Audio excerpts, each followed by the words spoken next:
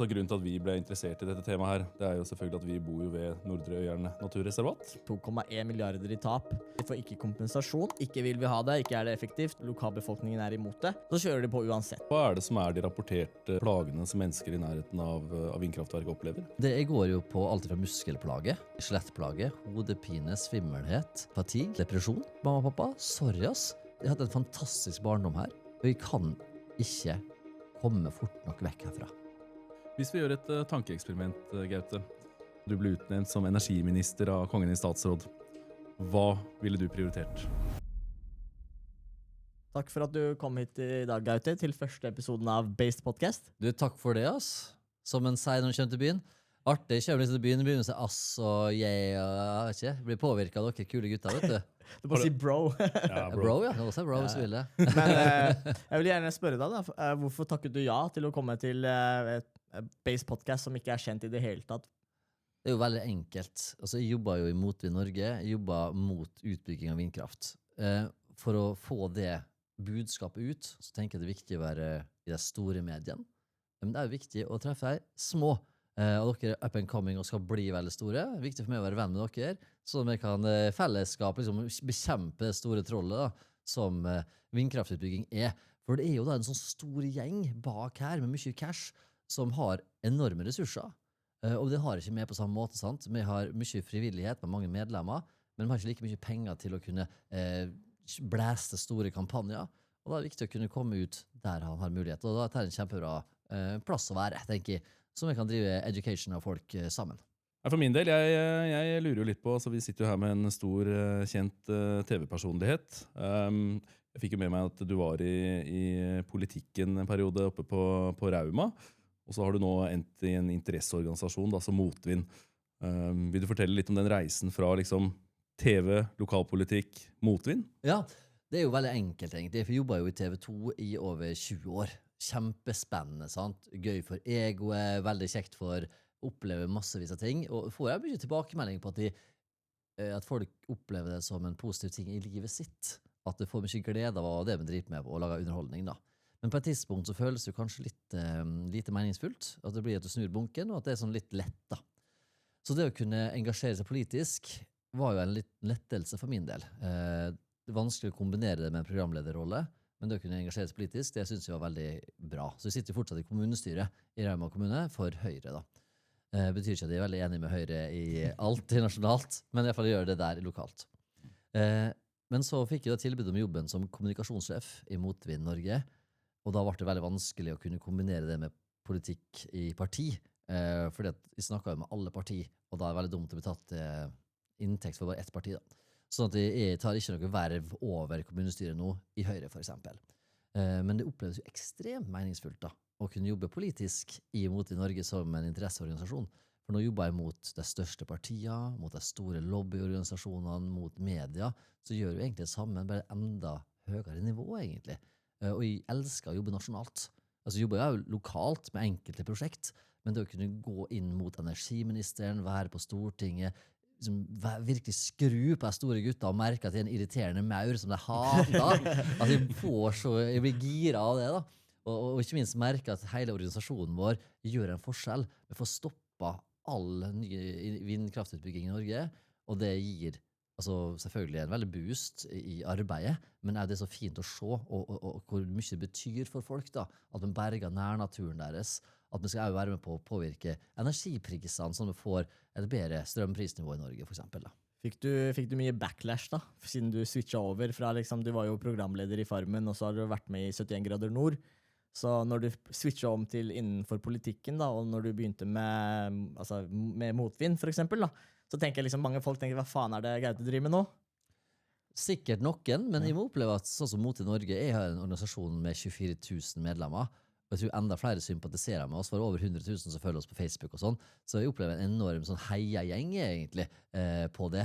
Så endelig, jeg tror mange savner at folk tar stilling til noe, for det så mange nå som bare sier ja, nei, og så forstår jeg hva du mener, men på den andre siden, vi kan se det på den måten. I meg sånn, vet du hva? Det bra, det dårlig, og det står jeg for. Du kan like det eller ikke like det. Og det tror jeg er en styrke i det da, for det så få som tør å stå i en sånn storm. For blir det storm av det, sant? For det, når ikke alle liker det du sier, så vil det kanskje noen være mot det. Og jeg opplever jo at det er ganske sterke krefter som er mot det jeg mener, som har mye penger, sant? Men jeg er jo ikke redd for det, for jeg vet hva jeg står for, mine verdier, og mot Norges verdier, og jeg ser galskapen i det som skjer. Og da er det ganske lett å trykke på knappene og si, vet du hva, jeg hører hva du sier, det stemmer overens, det stemmer overhodet ikke. I går for eksempel, så kom NHO, LO og KS ut med et brev der altså sånn, nesten ingen synes at det er dumt at urørt natur blir ødelagt. Og så ser jeg på den undersøkelsen da, som sånn, det er jo ikke sant. For det som står i undersøkelsen, sier at 20% synes det er greit at urørt natur blir tatt for vindkraft. Og det tallet har aldri vært så lite før. Så egentlig det jeg sier, er at vindkraftsaken for utbyggerne er tapt. Men prøver fortvilt å skru narrativet ved bruk av ord, da. Selv om undersøkelsen egentlig viser noe annet. Og der er media kjempedårlig. NHO og LO har skrevet det. Ja, da bare du tar med den NTB-pressemeldingen og bare copy-paste, for journalister har for dårlig tid, og egentlig ikke kanskje kunnskap heller.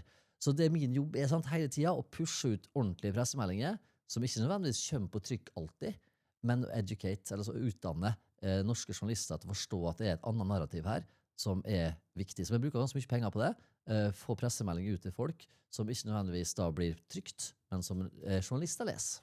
Men journalister har ikke de et ansvar egentlig å gjøre riktig research og komme med riktig informasjon da? Fordi jeg føler at i dag, så, som du sier, det er veldig mye copy-paste, og det er jo litt irriterende når du ser det, fordi du vet jo hva som er sant. Så jeg tenker jo at, altså jeg vil ikke trashe alle journalister selvfølgelig, men jeg synes at de burde ha en egen sånn selvfølelse da, på at det vi printer ut her nå skal være sant, ikke basert på eget narrativ eller propaganda eller whatever da. Så jeg blir litt sånn, når jeg leser ting selv, så blir jeg irritert. Bare, hvorfor kan ikke de bare gjøre litt research og komme med sannheten? Så jeg tenker at du blir ganske frustrert du også på samme måte da. Ja, absolutt, men du kan jo bruke sånn ChatGPT for eksempel da. Ja. Den er jo programmert på en måte som jeg tenker kanskje litt sånn spekulativ egentlig da, når det gjelder det grønne skiftet for eksempel. For det er sånn, vindkraft. Hvis du spør hva vindkraft er bra eller dårlig, så tror jeg ChatGPT vil si at vindkraft er en bra greie for klimaet. Og så tenker jeg sånn, ok, skal vi redde klimaet ved å bygge ned naturen? Henger det sammen? Du kan ikke ødelegge naturen og redde klimaet samtidig. Og så får du sånn, ja, nei, kanskje ikke, bla, bla. Så det er tydelig at der ligger en sånn styring inne fra den saken da. Og det er litt sånn, tenker kanskje, altså i NRK så har det jo bestemt seg for at klima, det er viktig for oss, og klima skal reddes på den måten, og grønne skiftet skal gjøres sånn og sånn.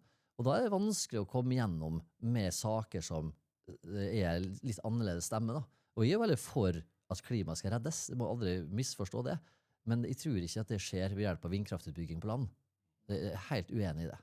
Jeg prøvde faktisk det du nevnte på ChatGPT, å snakke litt kritisk om vindkraft med den.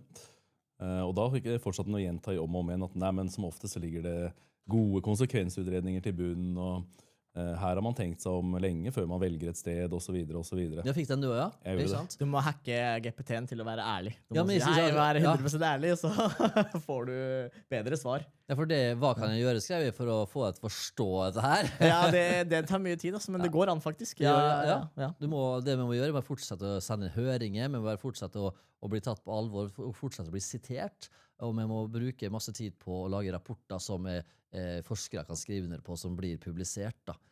Og det kan man fortsette å gjøre, og det er jo veldig bra da. Men du nevnte konsekvensutredninger, sant? Og dette er litt spennende faktisk, for at når en vindkraftutbygger kommer til en kommune, så er det sånn, ok, vi vil gjerne konsekvensutrede dette her. Det er ikke farlig, dere sier ikke ja eller nei til vindkraft, dere sier bare ja til konsekvensutredning, men vi vil ha fakta på bordet her.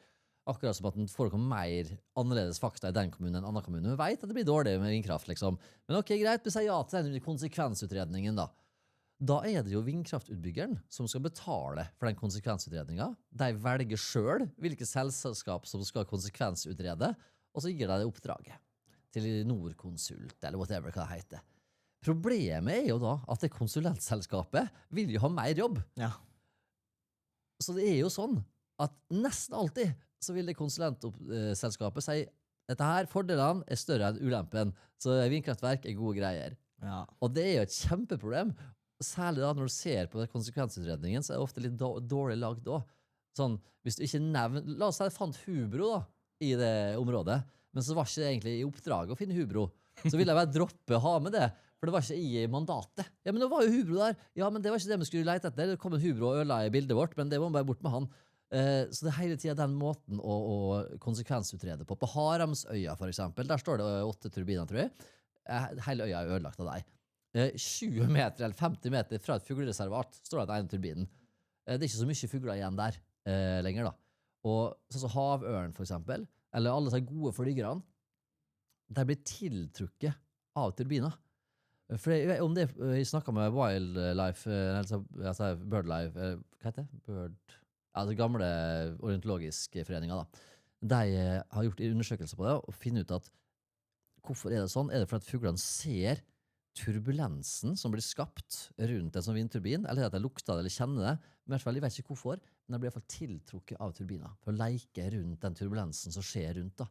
Men det er jo kjempefarlig, sant? Så er det et havørn i nærheten av vindkraftverk, så vil den dø. Og dette vet disse folka. Så jeg føler på Smøla så er det dokumentert over 100 døde havørn. Og de driter i det. Nina plukket opp og bare sånn, ja, men det er fortsatt en del havørn igjen da. Så bare sånn, ja, Ja, det er den logikken de går med, liksom. kjempebra, vet du. Men er det noen muligheter for å få de til å styre unna? Så jeg har vel lest noe sånn om at de kan merke rotorbladene med noe Svart. svart markering eller Ja. noe sånt. Er det... Jeg driver på å prøve, men altså, poenget er jo at vi kan snakke om hva vi skal bruke områdene våre til, men i det du har satt opp et vindkraftverk, så er det ikke diskusjon lenger, for da er det på en måte et dødt areal. Og så sier jeg sånn, ja, men det er bare 2% av arealet som er brukt til vindkraft. Så bare sånn, ok, ja, kanskje 2% akkurat der turbinen står, men de grønne flekkene mellom turbinene er ikke levende areal. Det er ikke det skjer ikke noe der. Det er helt dødt. Og så på Sørmarkfjellet og i Trøndelag da, så datt det plutselig ned turbinbladet nå i vinter. Så det tårte jo ikke norsk vind. Det var dårlige turbiner. Så det knakk turbinbladet, datt ned, og det ble jo splintret, sant, over massivt areal da. Og dette her er jo ting som inneholder PFAS og masse skumle stoff og glassfiber og helvete, og det forsvant i vatten, og det er over stia. Og det utbyggeren da liksom svarer med at ja, men da ansatt med 3 stykker som skal gå og plukke det her i sommer da. Og vi regnet på at de måtte plukke sånn 800 kvadrat i timen for å helt tatt komme i mål, og det har du ikke sjans til. Altså det er så mange biter, noen er på millimeternivå, noen er på flere meternivå, og dette er stort areal, altså en kvadratkilometer stort areal som blir splintret utover av en sånn vinge. Så det inneholder PFAS også, for det er jo et tema som har vært mye fokus på i Sverige. Det var blant annet en stor lekkasje her i Göteborg, av noen PFAS-kjemikalier ut. Og det er vel et sånt evighetskjemikal som ikke går ut av systemet ditt igjen når du først har fått det. Ja. Så får du det i drikkevatten da, for eksempel, eller i en kilde der du har et vann som du har mye fisk i, for eksempel, eller du vet ikke hva som skjer, sant? Og så kan du si at, eller jeg gidder ikke argumentere så mye med mikroplast på vindturbiner, for det er jo klart at det er mikroplast der og som dette av, men i forhold til bilindustrien så er det ikke så mye kanskje og sånt. Men det er ganske store biter av den turbinen som dette har hvert år på grunn av vær og vind, og det blir jo spredd over et stort areal. Er det da PFAS og andre stygge kjemikalier i det, så blir det spredd ut i det området og forsvinner ned i jorda. Og det blir det for alltid. Det er jo, altså det er helt sykt det der, men jeg tenker liksom vi kan gå tilbake litt til basics da. Ja. Jeg tror det er lurt å, liksom, mange spør meg for eksempel, hva er et vindkraftverk liksom? Hva er det er? Fordi det er mange som blander det med vindmøller og vindturbiner, det er jo 2 forskjellige ting. Så kan du kanskje forklare forskjellen på hva det er da? Altså, jeg bruker jo alltid ordet vindturbin, for vindmølle da ser jeg for meg en sånn koselig vindmølle i Nederland, som produserer, eller kverner korn, og den er jo lav, 20 meter kanskje. Her snakker vi turbiner som er kanskje 250 meter høye, og når du tenker, det er Oslo Plaza med 2 stykker oppå hverandre, en turbin, setter på toppen av fjellet da, i tillegg, så begynner du å snakke enorme størrelser. En ting er jo sizen på det, men andre er jo da lyden som det genererer. Og jeg har jo vært i Tysvær i Rogaland for eksempel, der det bor folk kanskje 1 kilometer eller 2 unna disse kraftverkene, og da er det turbiner som lager støy. En ting er den hørbare lyden. Problemet, det største problemet, er jo den lyden du ikke hører. Du ligger i senga di om natta og våkner med en sånn angstfølelse, som at du skal til tannlegen. Du hører ikke lyd, men du kjenner i kroppen at du er uvel. Da. Og det her blir jo syke. Og det er infralyden som gjør det. Og nå har heldigvis myndigheten nå gått med på å måle nærmere dette her, ta dette med litt mer på alvor. Og det er jeg veldig, veldig glad for det har vært et stort problem som ikke har vært tatt nok på alvor egentlig. Og nå skal vi endelig begynne å ta det mer på seriøst da. ta litt om det. Altså, hva det som de rapporterte plagene som mennesker i nærheten av vindkraftverk opplever? Det går jo på alt fra muskelplage, at du får faktisk fysiske skjelettplager, hodepine, svimmelhet, fatigue, depresjon. Det kan jo komme av søvnmangel, sant? Og får du ikke sove på 3 netter på rad, så gjør det noe med et menneske. Av og til så får du sove godt, og så blir du veldig lykkelig igjen når du ikke får sove. Og det er ikke noe på vindretninger og sånne ting. Og noen sier det høres som et helikopter, som over huset vårt hele tiden. Det lander aldri. Noen sier det akkurat som en lastebil som kjører forbi, men som egentlig aldri kjører forbi. Ja. Sånn, det hørbare. Det var et nydelig lite sånn småbruk jeg var på. Men datteren der var 25 år, og hun satt der og sa sånn, mamma og pappa, sorry ass, jeg hadde en fantastisk barndom her. Jeg ville så gjerne ta over her. Men det går ikke. Vindkraftverket 1,5 kilometer unna. Og vi kan ikke komme fort nok vekk herfra. Og det er klart at, og en annen ting, problem her jo da at den verdien på småbruket har bare gått rett i dass, for det ingen som vil kjøpe det, sant? Ellers kunne jeg solgt det for en god slump penger og kjøpt en leilighet en annen plass, men nå sitter jeg altså på en plass som ikke har noen verdi lenger økonomisk, fordi det så nærme. Og det jo et stort problem, for eksempel da på Blaker utenfor Lillestrøm. Ja, det jeg skulle komme til nå, ikke sant? egentlig. Ja. For der det jo fryktelig mange boliger i Lillestrøm-området som ligger innenfor den zonen som vil da bli preget av boligprisnedgang. Om det 10%, 20% eller 30%, det kommer litt an på hvor nærme du vindkraftverket. Men klart, dette jo et rett på lommeboka di da, som du som betaler, du får ikke kompensasjon for det. Og så sier Tysvær også, mange folk som har høyere lån enn det huset verdt, for at det så nærme vindkraftverket, har rett og slett ikke råd til å flytte fra sitt eget hjem. Og sånn skal det ikke være. Nei, for jeg sjekket jo et innlegg der borte, og der stod det 2,1 milliarder i tap, for det bolig og hytter der, da, cirka 10 000 boliger og hytter der, og det var 2,1 milliarder, var det ikke det? 2,1 milliarder i tap, ja. Så jeg tenkte liksom, de får ikke kompensasjon. Ingen spør om noen ting. Det er motstand lokalt også, regner jeg med, så det kan jo du fortelle litt om også etter hvert. Så tenker jeg liksom, når man ser alle disse tegnene da, ikke vil vi ha det, ikke det effektivt, og i tillegg til det så lokalbefolkningen imot det, så kjører de på uansett. De driter i folket, de driter i naturreservatet, de driter i liksom absolutt alt. For meg virker det bare som at det grønnvasking og egeninteresse da. Men jeg blir liksom, det derfor jeg blir irritert, og det derfor vi ville ta opp det først, fordi jeg bor jo i Rælingen selv, og Martin bor på Nordby. Så vi tok jo Som også i Rælingen? Ja, som også i Rælingen, helt riktig. Bra geografisk ekspert her. Men du kan jo fortelle litt om den båtturen vi hadde da, når vi så disse fuglene. Det altså litt grunnen til at vi ble interessert i dette temaet her. Det jo selvfølgelig at vi bor jo ved Nordre Øyeren naturreservat. Har jo brukt mye av barndommen og frem til i dag i fuglereservatet. Vet jo at det en 269 arter der. Mange av dem jo også trua, altså det fiskeørn der, det alt mulig rart. Altså, med vindturbiner og meg så begynte det faktisk når jeg var ungdomspolitiker, at vi ble invitert opp på sånn der lobbyvirksomhet. Dette var jo i Rogaland, med natur og ungdom på en eller annen konferanse. Da var jo vindkraftindustrien kraftig til stede der. Vi ble tatt opp med til en vindmøllepark, ble fortalt hvor fantastisk den var. Vi ble liksom pitchet den store fremtiden som lå i havvind. Og som ung politiker og uviten, så syntes jeg egentlig for eksempel havvind virket som et ganske spennende prosjekt. Da. Men i ettertid så har det jo, når jeg har sett på dette her, så har det gått opp for meg hvor mange fugler som kan bli drept av dette her.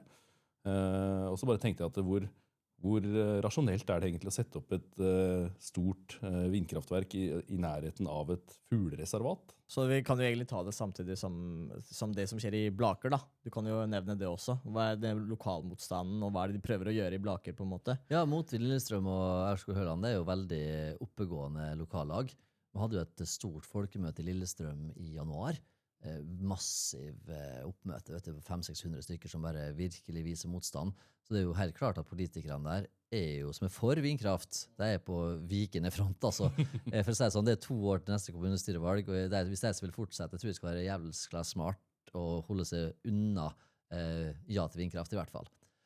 Vi hadde jo et møte for ikke så mange uker siden i Lillestrøm, og der handlet det om infralyd. Da var det selvfølgelig noen partier som ikke møtte opp for å høre på det. Og tenker sånn, ok, de spør, ja, men trenger konsekvensutredning, for de ønsker mer informasjon. Så bra, sier vi. Da har vi startet med vi har leid eksperter fra Sverige om støy og vindkraftverk. Kom og hør på. Du får 3 måneder varsel omtrent, liksom. Det har vært veldig vanskelig å få en til å stille. Og det sier jo litt, da, tenker jeg, for da det ikke snakk om at det egentlig kunnskap du ønsker. Det bare at du har fått beskjed fra oven, tenker jeg, fra sentralt, på at her skal man være veldig positive til vindkraft. Så Arbeiderpartiet og Høyre de verstingene i Norge nå på vindkraft på land. Ja, det det, ja. 100%. Altså til FRP jo ganske bra. De sånn sier jeg skal. Vindkraft på land noe tull. Havvind sånn, ja, men i hvert fall ikke noe subsidie. Skal ikke bruke staten sine penger på å prøve å få i gang teknologien der. Og det vil jo da automatisk si at det ikke blir, for det jo så sinnssykt dyrt, og det kan ikke gå opp, liksom. Sylvi Listhaug har jo kjørt veldig hardt på det at 30 milliarder til noe havvind, det skal vi ikke bruke penger på. Nei, selvfølgelig skal vi ikke det. Det jo tullball, liksom. Og så det sånn, ja, vi brukte penger på å utvikle olje, men det tjente vi penger på. Her det sånn at staten bruker masse penger for hva da? For at vi skal få mer kraft for å selge ut. For dette jo et narrativ som jeg irriterer meg kraftig over. For det sånn, vi trenger mer kraft raskere, liksom det store narrativet. Sant? Det akkurat som at Norge trenger masse kraft, men helt går tom for kraft i morgen. Vi gjør ikke det.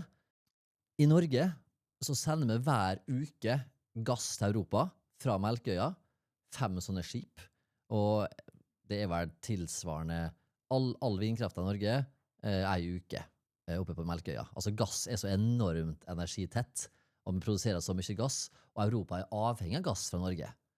Sånn at vi leverer mye gass. Altså det viktig i den store sammenhengen.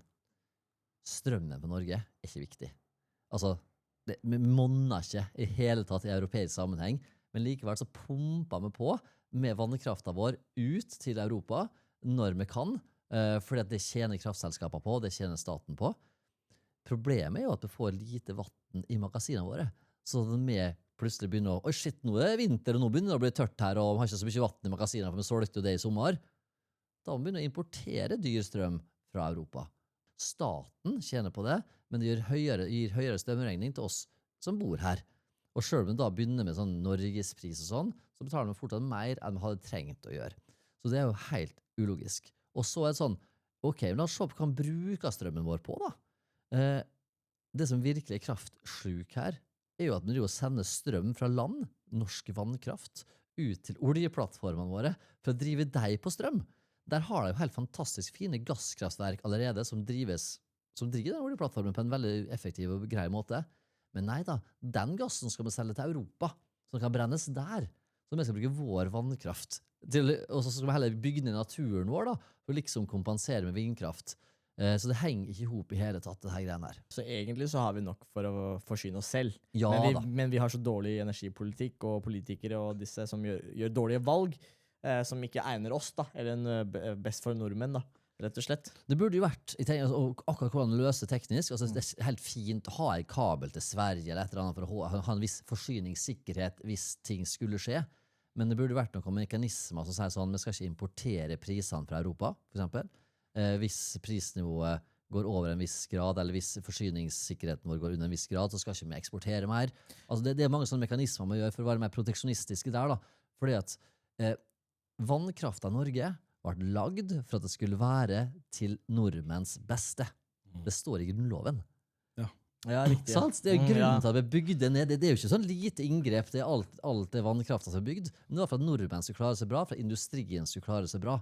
Det ikke det som skjer nå. Det staten som klarer seg bra, og noen vannkraftverk. Og det vel egentlig det som har vært hele grunnlaget for norsk industri, det ikke det? At vi har hatt en konkurransefordel i form av lave strømpriser hele veien? Absolutt, og med det landet i verden som er mest avhengig av strøm. Ja. Vi bor nesten på Nordpolen, og så har vi gjort oss avhengig av å varme opp husene våre av strøm, i stedet for gass, eller ved, eller alt mulig.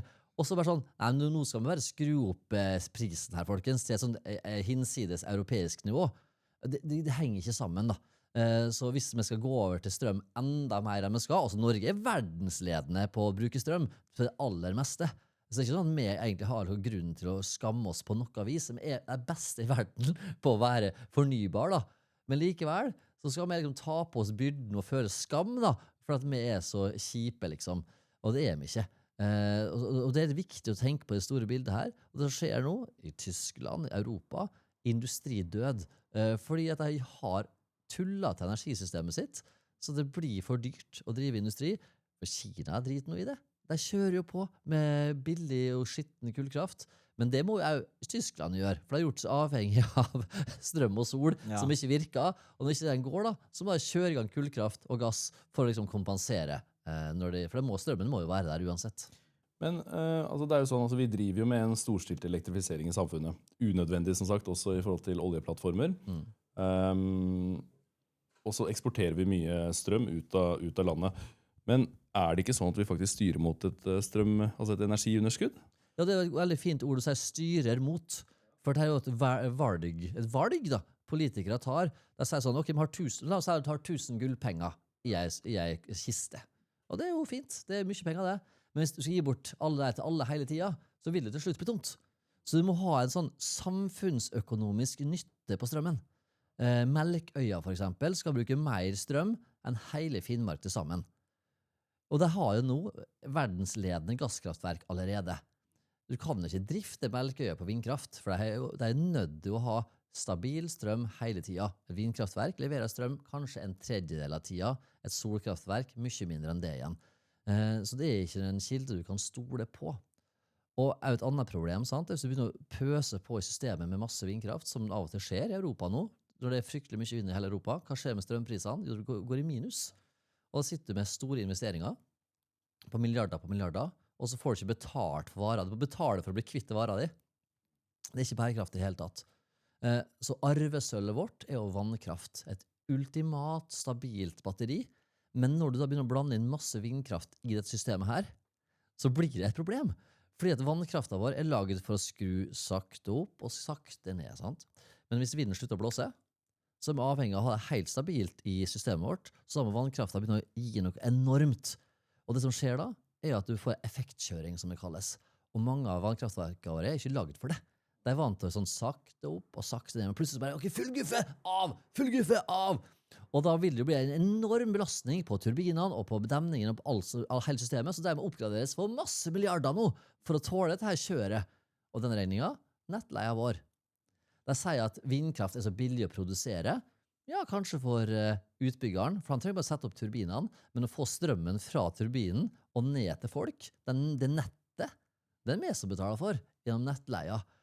Så det er ikke riktig at det er så billig, for at kostnaden for samfunnet er så stor. Og da er ikke engang begynt å snakke om hva som skjer med problemet i elven, sant? For hvis du har et vannkraftverk som skrur av, skrur på, av på, så vil vannstanden øke, gå ned. Og hva skjer hvis du for eksempel har noe fiskerogn da, på siden der, og så har det en vannstand, og så går plutselig vannstanden plutselig ned, så vil den rogna bare tørke ut og dø. Eller plutselig akkurat lagt rogn akkurat der den skal være, så det er plutselig veldig mye vatten, skyller alt bort igjen. Så livet i elven er skikkelig påvirket av den effektkjøringen, og det er supernegativt. Retningen vi er på vei til er i hvert fall ikke god, da.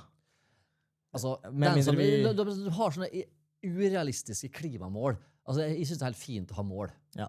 Men sånn, ok, jeg skal ta 400 kilo i benkpress om 2 år. Det er et kjempefint mål. Det er et fint mål. Det er jo totalt urealistisk, da. Men det er fint å ha et mål. Men så tenker jeg sånn, hvis jeg er politiker og sitter i alvor på Stortinget og sier det, om 2 år som tar 400 kilo i benkpress, som det er det vi faktisk sier nå, ok, for hva vil det koste å gjennomføre det skiftet vi snakker om? Og hva er konsekvensen av det? Jo, det er jo at vi må slutte da, med alt som innebærer forurensning som ikke da er fra strøm. For vi kan ikke kompensere med nok strøm. Og den strømmen som EU nå forventer at de liksom skal lage fornybart, det får de ikke til med vind og sol. Så det som mot i Norge er jo åpen for mer kunnskap om kjernekraft. I personlig er jo mer kanskje være sånn positiv til det da. Ordentlig positiv. Vi tenker at hvis den skal ha noe som faktisk monner, og vi ser hva de driver på med i USA, ser hva de driver på med i Kina, altså det er kjernekraft som er fremtiden. Tenk på datasenter. Altså det har ikke begynt å snakke om en gang, men datasenter, da begynner vi å snakke kraftsluk. Det er bare sånn enormt eksponentiell kurve, og AI kommer som en kule nå, sikkert større enn internett, sant? Vi må bare masse kraft, og det kan ikke vind og ikke sol gjøre noe med, for de er avhengig av dønn stabil kraft hele tiden, og det er jo derfor OpenAI er i Narvik, for der har du vannkraft, og som ligger dønn stabilt og masse kraft enda, så det at de får til å kapre et senter der oppe er bare gull for deg. Det er kaldt, det er fint, det er billig strøm, og den er stabil. Sant? Men det som kommer til å skje fremover, er jo det som jeg tror da, er at datasenteret kommer til å poppe opp, og så får de et lite kjernekraftverk i nærheten av seg, som er koblet rett på det datasenteret da. Så kanskje off-grid. Fordi at du kan, det er for mye kraft at du kan kjøre på. Nå Google i Skien skal bruke 5% der nå av all norsk vannkraft på ett datasenter. Nei, det er jo helt sykt å høre også, men og så er man så negative, i hvert fall på politisk hold, negative til kjernekraftverk. Men altså, disse nye kjernekraftverkene, som du sier at de kan være ganske små og kompakte, kan de ikke det? Det er jo en helt annen teknologi nå enn for eksempel et Tsjernobyl-type kraftverk, for å si det sånn. Og det er jo veldig fint å si Tsjernobyl, egentlig, for det er brukt som en skrekkeksempel. Sant? Ja. Og det er en enormt elendig teknologi også på den tida, med dårlig sikkerhet. Nå er ikke jeg noen kjernekraftekspert, men jeg følger jo veldig gjerne sånn som Sunniva Rose og gjengen der i norsk kjernekraft. Og det er SMR-anleggene som tar mindre plass enn en fotballstadion, kan jo forsyne en hel by. Sant? Og den prisen som ofte blir satt, da, det som er spennende der, er at når du ser hva kostnaden er, så tar det sammenlignet vindkraft og kjernekraft, og så kommer kjernekraft litt dyrere ut. Men det er fordi at jeg setter 25 år som grense. For det vindkraftverk varer 25 år, liksom. Mens et kjernekraftverk varer jo mye lenger. Det varer kanskje 80 til 100 år. Så hvis en tenker utover de første 20 åra, så vil et kjernekraftverk gi dønnstabil strøm til en mye lavere pris enn noe vindkraft kan kompensere eller konkurrere med. Så jeg er helt sikker på at det er fremtiden. Og sånn som Donald Trump, nå kan jeg si mye om han, men han har i hvert fall signert noe fast forward-greier på kjernekraft, så USA kommer til å komme seg kule der. Ja, jeg synes kjernekraft er jo riktig veien å gå. Jeg skjønner ikke hvorfor vi ikke har vært ute med det før, og hvorfor det tar alltid så lang tid i Norge å komme frem til løsninger da, som er effektive, fordi de som sitter der, de vet jo dette her. Ikke sant? Det er jo ikke en newsflash egentlig, at kjernekraftverk er bra, vannkraftverk er bra, vi vet jo dette her. Så hvorfor havner vi i dårlig politikk hver gang? Er det egen interesse? Er det sånn at de gir total faen i oss? Fordi for meg da, når jeg tenker sånn, politikere når de sitter der hvor de sitter, de har mye kunnskap, de vet veldig mye, og politikere, ordet skal jo være noe du blir inspirert av, noen som skal passe på deg, du skal være glad i politikeren din, du skal bare, ja, fy faen, der er forbildet mitt liksom, han eller hun gjør det best for meg, er det du skal føle da. Men jeg føler i dag så har bare ordet politiker nesten blitt et banneord. Nesten liksom, folk assosierer det veldig negativt. Og det i seg selv er bevis nok for meg å vite at de ikke gjør jobben sin. Fordi når bare ordet blir assosiert dårlig da. Så jeg blir veldig skuffet av å høre på alle de tingene der. Du vet det at politikerne er midlertidige, vet du, byråkratiet er for evig. Ja. Det er sant. Ble satt ned et kjernekraftutvalg. Regjeringen satt jo ned det til slutt da. Som skal jobbe med å finne ut om kjernekraft er bra for Norge eller ikke. Lederen for det er jo Kristin Halvorsen, gamle fra SV. Hun har jo vært en innbitt kjernekraftmotstander. Så det å sette hun som leder av utvalget i seg selv er jo ganske politisk signal på at du vet hva konklusjonen der blir. Men det som er spennende er jo at Fornybar Norge, som på en måte er vår nemesis i Motvind Norge, så er det veldig sånn, det er utbyggerne sin organisasjon, som er eid av både staten og NHO, og det er ikke alle som er inne der i. Men i hvert fall, de er jo selvfølgelig da grusomt skeptiske til kjernekraft, for ikke snakke om det en gang. Men i noen av foilene deres så står det sånn kjernekraft kommer i 2040. Og jeg tenker når de, som er så kraftige motstandere av kjernekraft, faktisk sier 2040, så er ikke det så lenge til. Det er 14 år til. Og hvis du setter i gang et vindkraftverk i dag, så vil du sannsynligvis nesten bruke samme tida på å få det opp. For det er så lange konsesjonsprosesser, og det tar så lang tid å få det opp. Sånn at hvis du sier at vi må ha masse kraft, så tenker jeg sånn, da er det ikke tida som er argumentet lenger. For hvis du sier at, hvis det er som er pessimistiske, sier at det kommer i 2040, da tenker jeg at det kommer før, og da er med det her at da tror jeg ikke tenke på vindkraft egentlig da. Men det der vindkraftverket i Blaker som de skal bygge, eller prøver å bygge opp da, det kommer ikke til å skje. Ja, det kommer ikke til å skje. Nei. Det er du veldig sikker på. Hvorfor det? Nei, du hører at det er veldig enkelt. Det er 5 monsterturbiner som skal settes opp i nærheten av et naturreservat. Området trenger ikke strøm. 5 sånne turbiner kommer ikke til å gi så mye strøm. Det er nærheten av Gardermoen. Det kommer til å påvirke innfordygging. Forsvaret kommer til å ha masse innsigelser. Det er store innvirkninger på lokalområdet. Altså, fordelene kan ikke bli større enn ulempen der. Det er helt umulig. Hvis du tenker på boligverdiene som faller, folk vil jo ikke bo heller i nærheten av vindkraftanlegg. Så hvis kommunen synes at det er en god idé, så sier de samtidig ja til at vi skal bare få kommunen i en resesjon da. Så det er inntekten du liksom får av de 5 små turbinene vil aldri kompensere for de ulempen. Hvor står den prosessen med vindturbiner på Blaker nå? Nå skal det være ut, det er midt i konsekvensutredning. Dere hadde jo et møte i januar om det, var det ikke det? Jo, så da prøvde vi å påvirke kommunestyret til å si nei til konsekvensutredninga. Bare si vi skal, for det er det beste. Hvis kommunen bare sier, vet du hva, vi vil ikke ha noe vindkraft i kommunen, gå videre. For problemet er at i det du setter i gang prosessen, så bruker jo da utbyggeren noen millioner kanskje da, på en konsekvensutredning, og så kommer jeg tilbake og sier, nå har vi brukt mange millioner på konsekvensutredninger her, og så føler plutselig kommunestyret at, nei, vi burde kanskje være litt positive, det er hyggelig at folk vil gjøre noe i kommunen vår, og det er et veldig dårlig signal å sende til andre, hvis vi alltid er så negative her og sånn. Så det er hele tiden, du kan liksom si nei, du kan si nei litt senere, men det blir vanskeligere og vanskeligere å si nei til lenger ut i prosessen du kommer. Sånn jeg kjenner igjen fra kommunepolitikken, alle de argumentene der. Det er jo sånn det fungerer. Ja, det er det. Og vi er jo mennesker og veldig enkle, vet du. Ja. Så derfor sier vi at, vet du hva, dere må bare si nei så fort som overhodet mulig, for da slipper dere av at andre kommer. For hvis du først slipper inn en fyr, så får han kanskje nei etter hvert, så vil kanskje Fred Olsen tenke, jøss, her var jo kanskje greit, så skal vi lage litt mindre vindkraftverk, med litt mer penger til kommunen, og så bla bla bla. Og så synes jeg dette her er et sånt hjertesukk egentlig da, over staten vår, for her har vi verdens rikeste stat, og så har de liksom kjempefattige kommuner som sliter med å få skole og sykehjem til å gå rundt. Og det stemmer jo ikke overens her. Og så er liksom logikken da at ja, hvis dere setter opp et vindkraftverk, så får dere nok millioner til å få skolen til å gå rundt. Men det er ikke sånn det skal være. Staten skal bare si, her er pengene, skolen fikser med, sykehjemmen fikser med, bruk heller fokuset på andre ting. Det skal ikke være sånn at vi må bygge ned naturen vår, det som gjør at det er hyggelig å bo her, for at skolen skal kunne bli finansiert. Og så er vi liksom i verdens rikeste land. Det henger ikke sammen. Konsekvensene er jo enorme da, av å bare sette opp vindturbinpark. Liksom. Jeg skjønner ikke helt at de tenker ikke over konsekvensene. Jeg leste en sak, jeg husker ikke hvor det var, men det var et vindkraftanlegg som de plutselig fant ut at det var mye flaggermus i området. Ja. Og så skulle de da bruke 3 år på å se effekten på flaggermusen. Før de skulle bestemme seg for noe. De burde ikke ha kartlagt det liksom før de satte opp kraftverket i det hele tatt. Det er akkurat det. Og hva gjør den da, sånn som i Fosen da, så ble det et menneskerettighetsbrudd, sant? Det er jo virkelig ikke bra, det skulle ikke vært satt opp. Ok, menneskerettighetsbrudd, så er stakkars reindriftsutøverne her, har fratatt levebrødet sitt. Ok, hva gjør vi nå? Ta vekk turbinene? Nei, det gidder jeg jo ikke gjøre. Vi skal heller prøve å få det til, og så begynner jeg liksom å kompensere økonomisk for å liksom. Det er jo kjempeproblem, sant? For de samene som, eller reindriftsutøverne som er der, de har jo ikke mulighet til å drive med det de gjør. Så du kan ikke kjempe mot staten for mange år heller, for til slutt så har du jo ikke noe å leve av. Sammen med staten har god tid å bare bytte ut byråkratene etter hvert, mens du er den samme som er helt utslitt.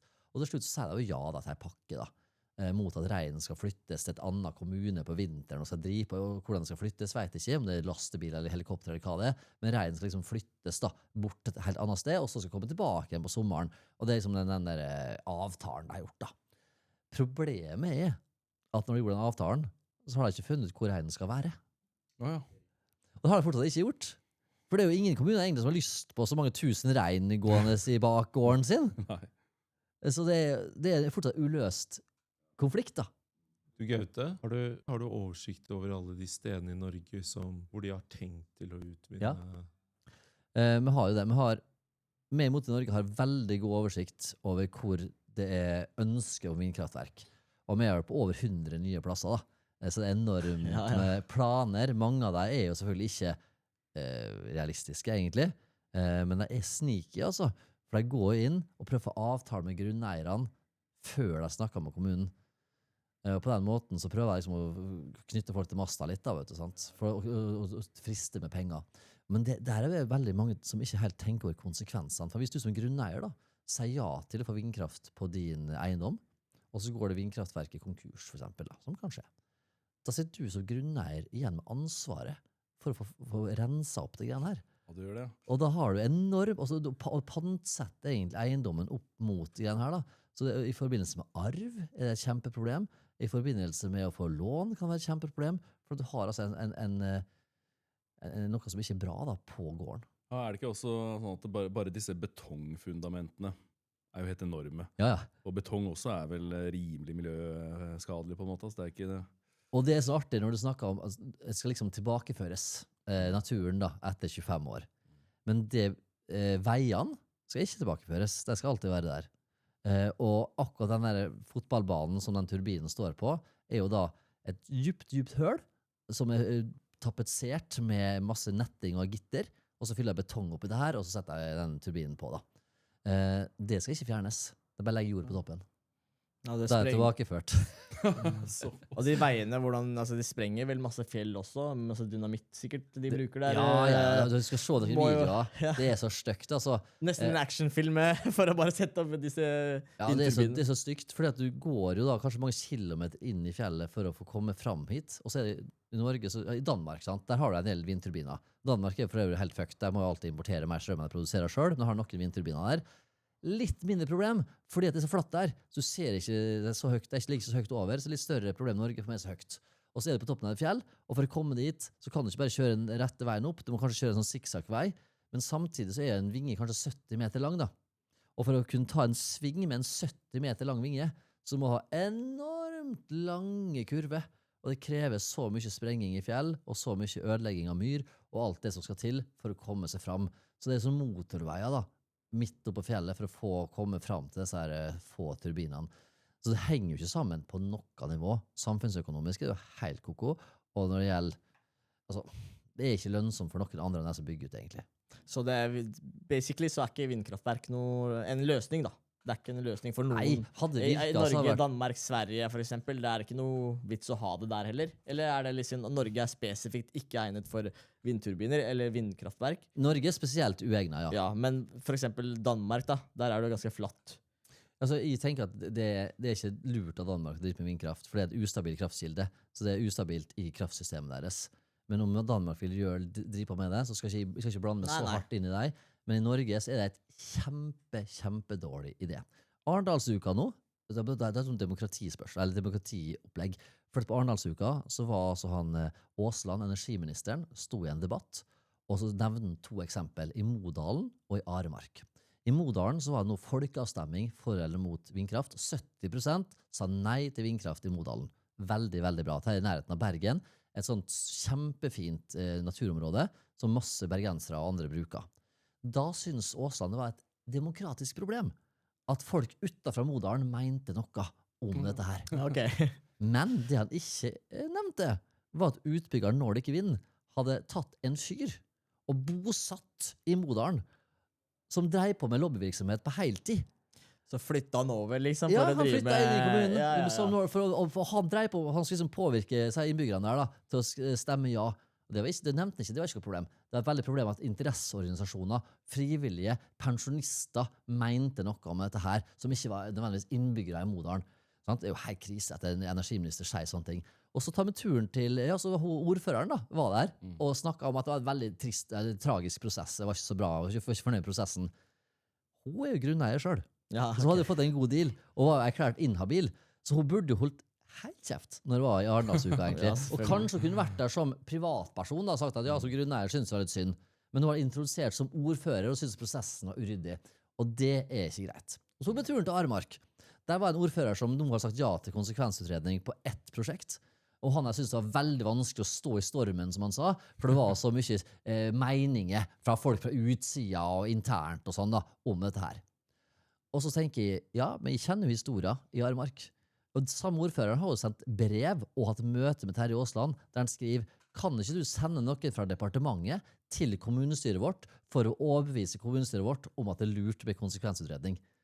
Så han ber jo om tung påvirkning av sitt eget kommunestyre, men synes det er et kjempeproblem at organisasjoner ikke mener noe. Ja. Så det sier litt om dynamikken her da. At hvis du ikke gjør sånn som myndigheten sier, og de som er positive sier, så er det et udemokratisk problem, rett og slett. Det er jo faktisk helt sykt. Det jeg lurer på er dette med Gyda som ble veldig sint på Dagsnytt 18 og sa at hun fra MDG løy om vindturbiner. Og har det noe med at MDG er for å ha vindturbiner i havet? Og hvorfor er det dumt å ha vindturbiner i havet? Er det noe... Ja, for litt av utfordringen der, de snakker kanskje litt forbi hverandre, men MDG sier vel at vindturbiner i natur har de ikke så stor trua på. Og så mener Gyda og Generasjonspartiet at havet er jo også natur, så hvorfor i all verden skal ikke du ha vindturbiner, hvorfor skal du ha vindturbiner der? Og det er jo et ganske godt spørsmål egentlig, for at det nå har det gitt konsesjon til noen sånne testprosjekt ute på havvindsprosjekt, og så skal det konsekvensutredes etterpå. Og det er litt spesielt at du konsekvensutreder noe etter du faktisk har gitt konsesjon. For problemet at det finnes egentlig ikke noe kunnskap der om hvordan et havvindprosjekt vil påvirke livet under vann. Og egentlig over og for så vidt. Hvordan vil den støyen påvirke sonaren til hvaler? Hvordan vil det påvirke yngel? Finne fram? Hvordan vil det være? Det er en sånn stor vegg av havturbiner. Vil det påvirke fugletrekk? Blir det en sånn kvern som dreper masse fugler? Altså det er så mange ting. Hvordan er det med PFAS? Og sånne ting. For du ser de vindturbinene som er allerede i gang på hav, de er slitne. De blir fort trekt inn til land igjen for å pusses og få ut igjen. Selvfølgelig, det er jo knallsterk vind til tider. Det er salt. Det er røft da.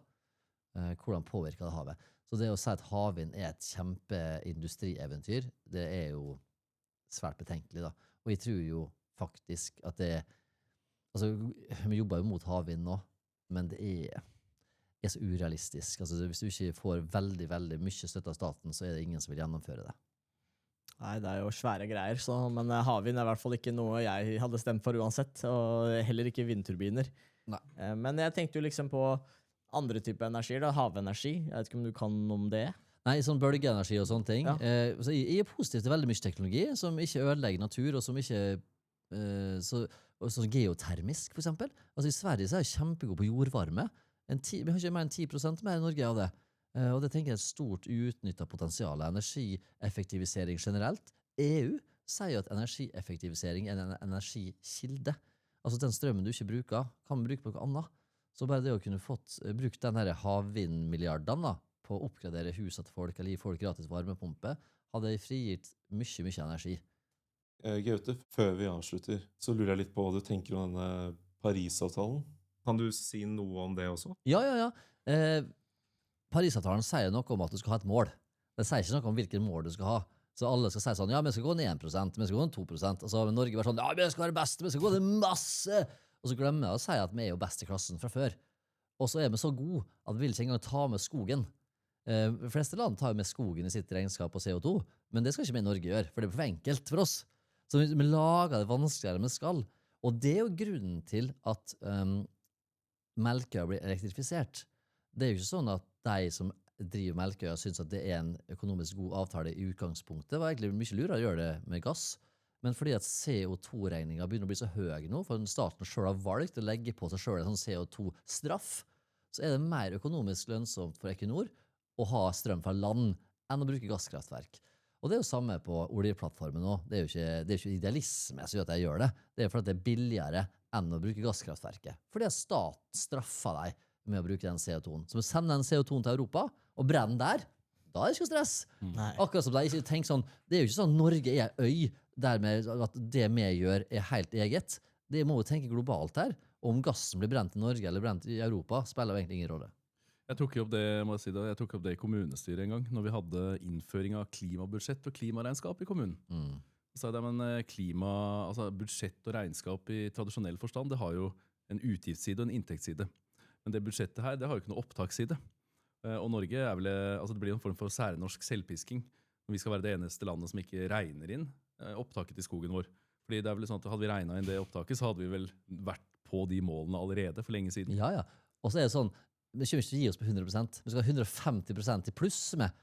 For at hvis EU har som mål da, at alt skal være 40% eller 50%, da, så vil det jo sinke som Polen og sånn, det vil jo alltid ligge bakpå. Så da må vi være enda flinkere for å kompensere for deg, hvis vi skal tenke EU som helhet. Da. Og det vil jo bare gå utover naturen vår til slutt. Da. Men de der vannkraftverkene vi har i dag, er de bra nok? Eller må de oppgraderes? Altså, vi har ganske gode vannkraftverk, vi kan oppgradere en del. Det er ikke så mye å gå på der, faktisk. Så der er jo litt synd hvis vi skal begynne å utbygge enda mer verna vassdrag, synes jeg, for å få mer strøm, som vi egentlig ikke trenger. Det håper jeg er en siste utvei. For det er jo noe med at om vi bygger ut et vassdrag, eller, altså det er ikke uten ulempe det heller, da. Men de vannkraftverkene vi har er ganske gode, men grunnen til at det oppgraderes er ikke for å få mer strøm, det er for at det skal gå raskere til å effektkjøre deg. Så det er egentlig sånn håpløse milliarder som er investert, egentlig, da. Men dette med pumpekraftverk, er det, altså det man installerer sånne pumper, har jeg hørt om, som kan ta vannet opp igjen? Ja, Tyskerne har vært litt smarte der, for de kjøper jo kjempebillig norsk vannkraft på natta, som da driver en pumpe, som pumper vatten opp til et vann på fjellet. Og så når neste morgen, da, når strømmen blir dyr, så tar de og så slipper vannet ned igjen. Så da kan jeg tjene penger på det. Sant? Det er jo en veldig lur måte å gjøre business på. Ikke så bra for oss, for da blir Nei. du tappet med våre magasin. For strømmen er jo billig på natta i Norge. Så kan jeg importere billig strøm på natta, pumpe masse vann opp et vann, da bruker strøm på det. Og så neste dag selger jeg strømmen kanskje tilbake til oss til dobbelt pris. Ja. Så pumpekraftverk er jo en slags idé hvis du har veldig stor tilgang til et slags batteri, kan du si da. Hvis du har tilgang til veldig mye billig strøm til tider. Men om det er om det er det vi skal drive på med, er jeg veldig usikker på. Altså. Bare sånn lite innkast. Har du hørt om det nye Fusion-atomkraftverket som de driver og bygger i Tyskland? Nei, fortell. Det er et helt ny måte å lage atomkraftverk på, som er mer avansert, men måten man lager det på også er mye mer sikkert. Sånn at altså det er sånn, det kan ikke være i gang. Hvis noe skjer, så bare skrur det seg automatisk av på grunn av fysikken bak hvordan det fungerer da. Så det ser jo ut som noe som er laget fra altså en eller annen science fiction-film. Det ser ut som en sånn turbin, det går liksom i sånn sirkel rundt, Ja. og så er det laget en lilla lys liksom, og, ikke sant? Men altså den type innovasjon da, jeg tenker liksom, hvorfor er ikke Norge på forefront på det, og liksom starter noe sånt, eller liksom tenker på liksom nye måter å lage ting på? Jeg synes det er i hvert fall spennende med ny teknologi. Jeg tenker at det er enda en grunn til å vente med vindkraft da. Altså det er en dårlig teknologi. Vi vet at det kommer til å skje ting. Hvorfor i all verden? Altså du bygger naturen en gang. Når du først har gjort det, så er det ferdig. Det skal vi passe oss for. For det kommer generasjoner etter oss. Og de kommer ikke til å være nådige med oss når de ser hva vi driver på med. Det er helt vilt. Ja, jeg er veldig for ny teknologi selv, Mm. men vi må være forsiktige og gjøre rapporter og finne ut hva slags effekter det har. Ikke bygge det, og så lage en rapport, og så ja, hva I hvert er fall det ikke ta så mye areal, sant? Det er det som er poenget. Det tar så mye areal. Hvis vi gjør et tankeeksperiment, Gaute. Valget er over. Statsminister Sylvi Listhaug skal lage sin nye regjering. Hun ringer deg, og du blir utnevnt som energiminister av Kongen i statsråd. Hva ville du prioritert? Det er jo ganske enkelt da, egentlig, sant? Hvis du bare slutter med vindkraft, det kan bare slutte med en gang. Og så er det bare å kutte altså alle sånne idiotiske prosjekt som Melkøya og oljeplattformer, for å droppe det, og ikke minst justert ned da, den CO2-avgiften, sånn at det faktisk er lønnsomt å drive med gass da, for eksempel, som jeg mener ikke er så miljøuvennlig som folk vil ha det til i dag. Og så er det klart at vi må gjøre justeringer i forhold til hva strømmen vår blir brukt til. Og nå er det sånn den som kommer inn i køa først, får bruke strømmen først. Sånn må det ikke være. Det må være sånn samfunnsøkonomisk nytte på strømmen vår. Ikke være ukritisk til hvilke datasenter som får koble seg på vannkraften vår. Sånn, bitcoins er jo ikke vits å bruke penger på. Og så er det bare fornuftig med strømmen med selv. At man må bruke det på nordmenn først og få strømregningen ned. Og det å koble seg, sånn som i Sør-Norge nå, så er det jo ingen som produserer mer strøm enn her i Rogaland. Men det er ingen som har dyrere strømregning heller. Fordi at de kobler rett på Europa. Og det er de som har brukt de bruker så mye arealet sitt til å produsere strøm. Det er masse overskudd, egentlig da. Men så får de rett og slett prisen importert fra dyreste stedet i Europa til enhver tid.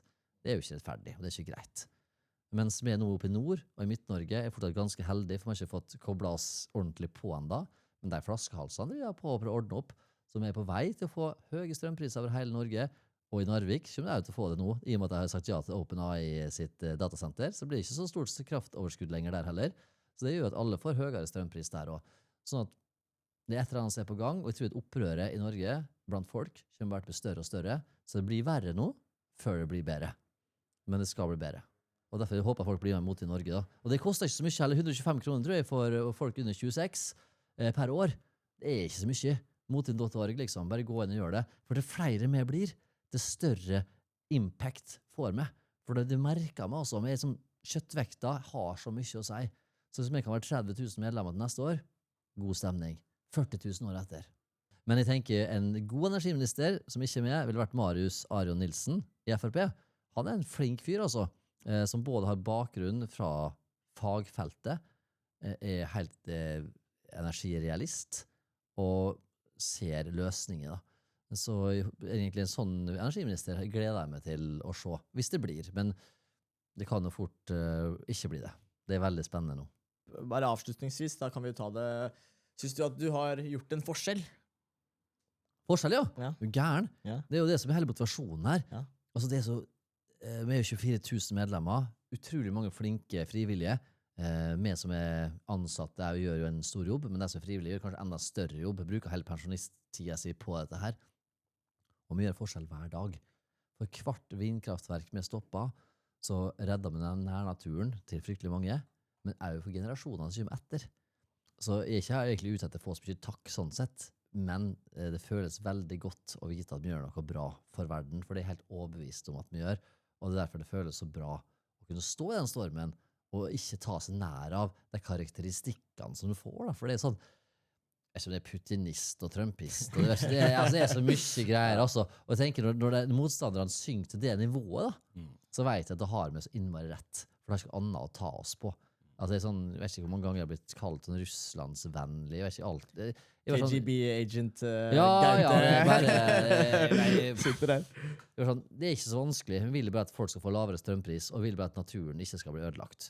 Nei, men jeg synes jo det er veldig motiverende å høre at det finnes mennesker som deg som står opp for det som er rett, og vil beskytte Norge, rett og slett. Hadde vi ikke hatt mennesker som deg, så hadde vi jo vært helt annet på kjøret, liksom. Så jeg setter stor respekt for det, og det motiverer faktisk både meg og han også. Vi har snakket om det, at vi var veldig imponert over den jobben du har gjort. Og det var også altså når jeg søkte på Motvind, så visste ikke jeg at du var med der, men så jeg navnet ditt, og søkte litt mer og fant ut mer om deg. Så jeg synes jo det er en inspirasjon, og vi trenger flere mennesker for å være med i den kampen, så vi skal melde oss inn i Motvind i hvert fall. Ja, det er kjempebra, altså. Og nå skal vi starte Motvind Ung i tillegg, for folk under 26, så er akkurat over da. Men, så ser unge ut. Så men jeg tror det er viktig da, å kjøre på med enda mer mot ungdommen, for det er der fremtiden ligger, sant?